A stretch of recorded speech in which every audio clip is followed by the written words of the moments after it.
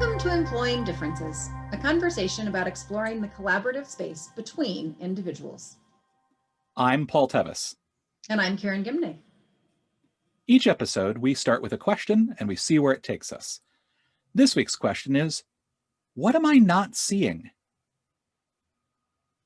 This is one of those questions that it took us a little while to get there because we don't usually start with that question. We actually usually get there because someone else has irritated the heck out of me. And I had one of those experiences this afternoon and was saying, how can they not see, how can they be so smart and so intelligent and so skilled in so many things that are related to this thing and still totally not collaborative in the ways that they aren't being, totally not aware of how they're impacting or why they would impact me the way they are. And what it really brought up is, yeah, I do that too. Like there is always this piece of, I can be just as oblivious as that. And it's actually much more useful to pay attention to that than to sort of wind up around somebody else's. And so the frame that we thought we'd give it today is, what are the things about me that I am not seeing and that perhaps others are? Yeah. It's more useful, as you point out, to start with the version of the question that is pointed at yourself rather than saying, why don't they get it? But it's very true that there are all sorts of things that we do. There are all sorts of things that we know. There are all sorts of things that are sort of wrapped up around us that cause us to lose sight of how we are actually showing up in the world, what the actual impact of our actions are. And it can be really problematic, particularly when you're in an organization and you have any sort of structural authority, when you have a footprint, you cast a shadow, as a friend of mine says, and not understanding what that shadow is, what the shape of that is. When the light is in front of you and it's being cast behind you and you don't turn around to look at it, you're not going to notice it. And that's really important to get curious about. What are the things about yourself that you are not seeing? And how can you find out about those is really the key question here. I think they often hide behind so-called truths, things that we believe must be this way. Like there has to be somebody who's in charge.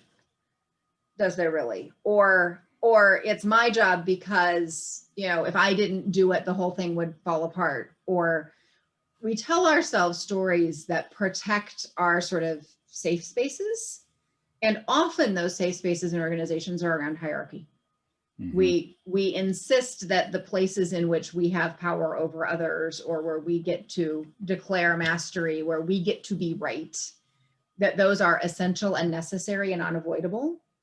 And that becomes, anytime you're in that kind of story realm, I think is a really good place to get curious, because most of the time there's something else at play there that's driving that I need to hold on to power because from a relationship lens, holding on to power is almost never actually going to serve what you're looking for. So there's something else going on there. And what am I not seeing about why I'm holding on to that? The story that we tell about how we have succeeded, and we have succeeded because of these things, gets really different when we reframe it as we have succeeded in spite of these things. And it's really hard to know which of those it is. We often can't know. And so it's something that I work with some of my organizational clients on, because they tell themselves a story about, well, yes, we maybe don't live up to our ideals in this way, and here's a good reason for it. And that's a really interesting place to get curious and go, well, what if you didn't do that? What if you changed that?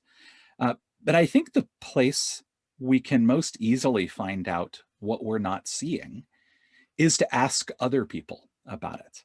This is where feedback comes in. And I have perhaps a different perspective on feedback than a lot of people do. I used to work in motion control. And in control theory, feedback is information about the effects of behavior. That's all it is. It's not a judgment. It's not advice about what you should do. It's this thing that you did had this impact. And so when I'm giving someone feedback, or when someone is giving me feedback, ideally, they're telling me, when you did this thing, this was the impact that it had. And then I'm at choice about what I want to do about that. But that helps me see things I could not see before. Yeah. And I think you're pointing to that really key role that relationships play in this.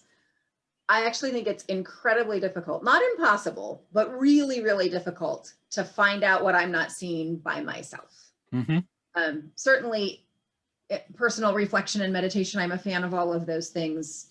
But this particular thing, I think, is tough to make progress on there for two reasons, at least for me. One is that without that second viewpoint, like if I'm not seeing it, I'm not seeing it. So how do you see the thing you don't see? How do you know the thing you don't know? Mm-hmm. So that's one thing, is I need somebody to tell it to me. But the other is that my willingness to kind of do the often painful or vulnerable or uncomfortable work around it, usually I don't want it for me badly enough to experience that level of discomfort. But I probably do care enough about you that if it's about meeting your need or making it easier for you to work with me or maintaining the relationship with you, that then I'm willing to invest that much. Mm-hmm. I was reading something recently that was quoting the film As Good as It Gets, where finally, in a moment of horrible, humbling, self-searching, Jack Nicholson's character says, "You make me want to be a better man."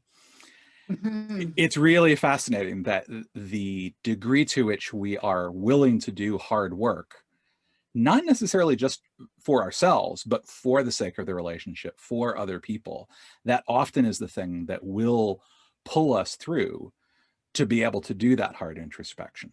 And also becomes a resource to help us do it. It's not just that it motivates us to it, it becomes an asset we can draw on.